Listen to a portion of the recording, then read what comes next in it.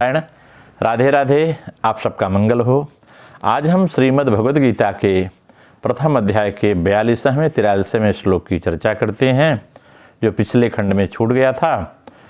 कहते हैं अर्जुन भगवान से कि दोषे रहिते कुलघ्नानां वर्ण शंकर कारकई उत्साद्यन्ते जाति धर्मा कुल धर्माश्च शाश्वता।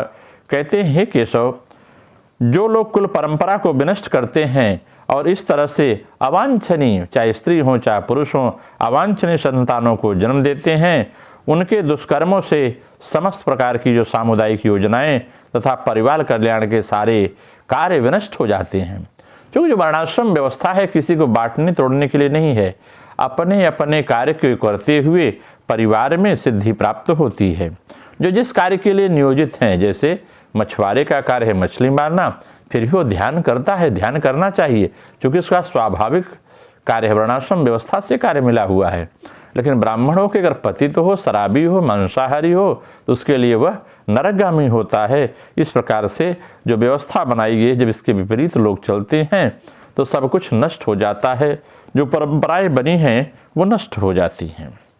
कहते हैं अगर इसकी हम आध्यात्मिक व्याख्या करें, कहते हैं चाहे ब्रह्मचर्य आश्रम हो, चाहे गृहस्थ हो, चाहे वानप्रस्थ हो, चाहे संन्यास हो, इन चारों आश्रमों के लिए एक विहित विधान दिया गया है।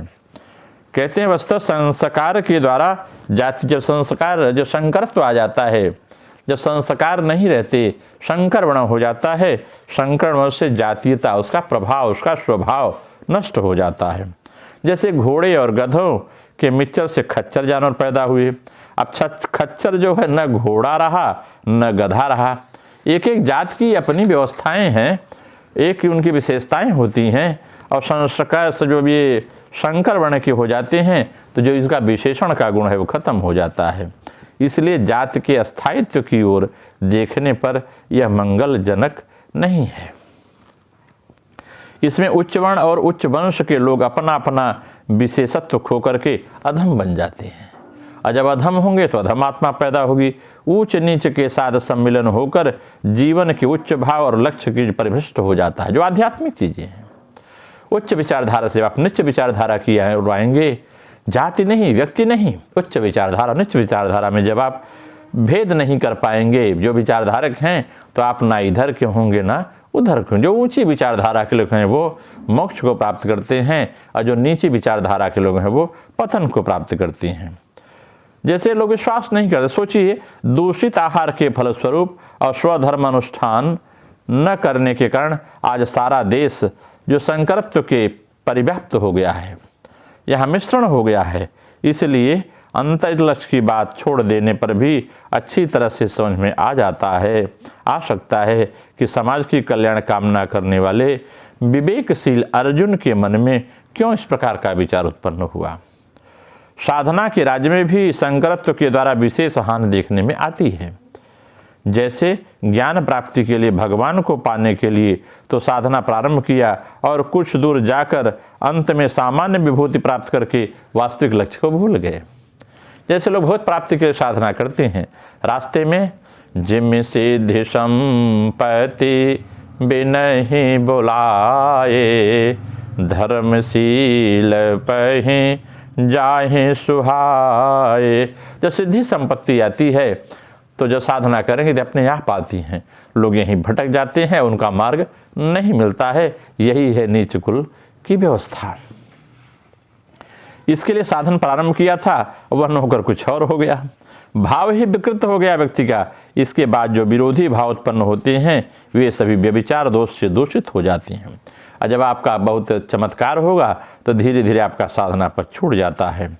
और इस प्रकार से व्यक्ति जो है जन्म जन्मांतर के फल को भुगता है, जो कुत्सित फल हैं उसके फल को प्राप्त करता है।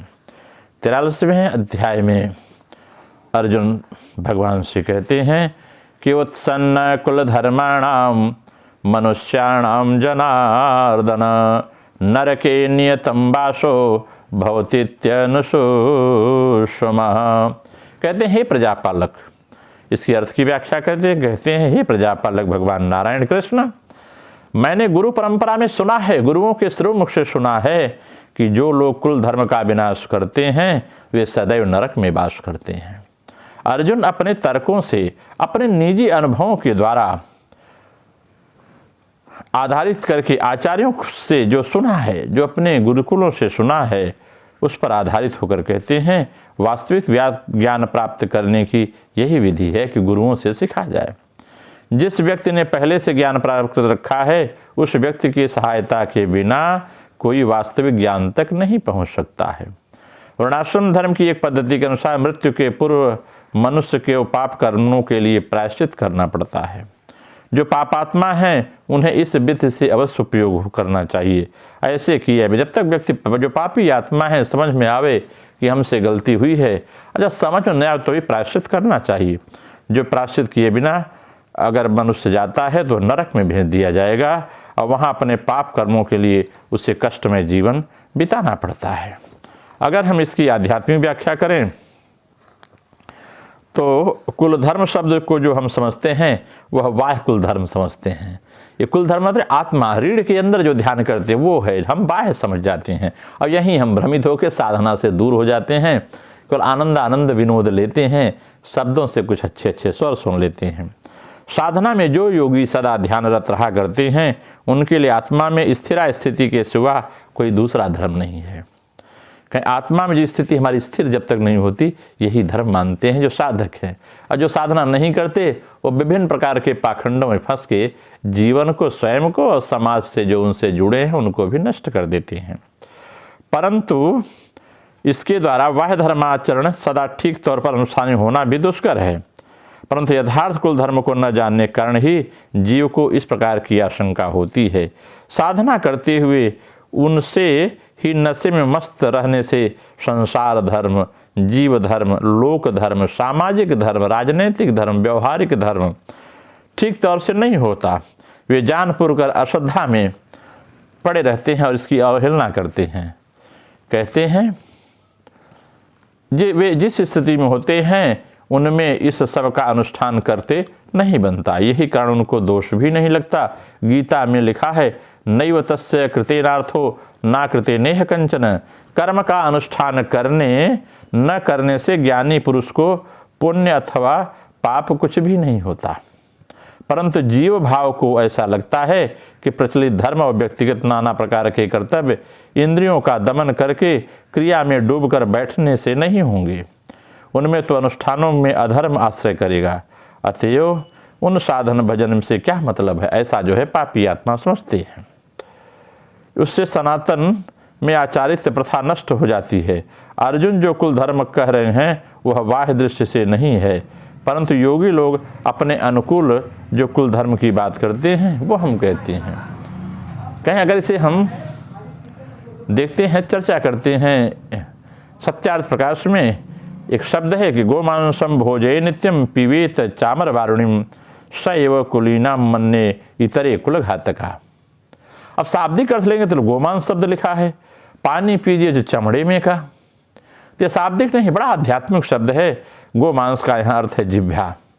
जिह्वा को तालु में ले जा सकते हैं, ऐसे ऊपर उठाइए, तालु के आगे जहाँ हड्डियाँ दांत की खत्म होती है वहाँ एक जिस छिद्र है वहाँ उनको थोड़ी सी चेष्टा करने पर वाणी का संयम हो जाता है। और वाक संयम होने की इच्छा का जो व्यक्ति में वाक संयम नहीं होता है उस इच्छाओं का दमन हो जाता है और वाणी संयमित हो जाती है। और इस प्रकार मुनि भावापन्न साधक भूख प्यास पर विजय प्राप्त करता है जब जिह्वा को तालु के पास ले जाता है, उलट करके ऐसे ले जाता है। वे तब अमर वांछित सुरा, यही सुरा है जिसे व्यक्ति को पीना चाहिए। ये अमर वांछित सुरा मतलब जो अमृत को प्रदान करता है, अमृत बहता है, जो सहस्त्रार चक्र से चूता है, जो कुंडलनियों से गिरता है, इसे पान करते हैं योगी लोग। इस सहस्र कमल से क्षारित साधक का आस्वाद पाकर अमृत की प्राप्ति हो जाती है और वह योग्य हो जाता है। यही बस्ती कुलीन अथवा कुल समन्वित है, अन्य सब लोग तो कुलघातक हैं। यही साधना जब तालु में जिह्वा को उलट के स्पर्श कराते हैं और ध्यान करते हैं। कहते हैं योगी लोग मेरुदंड में स्थित सुषुम्ना को ही कुलवृक्ष कहते हैं। यह पहले कहा जा चुका है कि यह कुल शक्ति या कुंडलिनी मूलाधार में सुषुम्ना के मुख को अवरुद्ध करके जड़ के समान निश्चेष्ट बैठी है। कहे मूलाधार से नीचे से और सुषुम्ना में ऊपर से यह व्यक्ति को निश्चेष करती है। लेकिन प्राणायाम जब हम करते हैं तो प्राणायाम के द्वारा नाड़ी चक्र शुद्ध होने पर सुषुम्ना का मुख धीरे से खुल जाता है। जब खुल जाता है तो उसके भीतर प्राणवायु सहज ही आने जाने लगती है, तब प्राण सुषुम्ना के भीतर संचरित होने लगता है, तो मन में स्थिरता प्राप्त होती है। कहते हैं मन कैसे स्थिर रहे? कहें जब तक आप प्राणायाम नहीं करेंगे, श्वास पर ध्यान नहीं करते, तब तक मन स्थिर नहीं रहता। Feeling the breath each and every time, जब तक हम ब्रीथ को ईच एंड एवरी टाइम प्रत्येक समय प्रत्येक कालखंड में ध्यान नहीं करते, तब तक मन स्थिर नहीं रहता। मन की इसी स्थिरता को सन्यासी लोगों की अवस्था उन्मनी अवस्था कहते हैं। कहते हैं यथा पंचावितंसते ज्ञानानि मनसासह बुद्धिश्च च विचेष्टेते तामाहु परमां गतिम। कहते हैं जिस अवस्था में पंच ज्ञानेन्द्रिया मन के साथ, जो 5 ज्ञान की इंद्रियां मन के साथ इकट्ठा हो जाती हैं, अर्थात इंद्रियां बहुविचरण न करके अंतर्मुखी हो जाती हैं और बुद्धि की भी कोई चेष्टा नहीं रहती, वह विषयादि ग्रहण करने का चिंतन नहीं रहता, योगी लोग उस अवस्था को परम गति कहा करते हैं।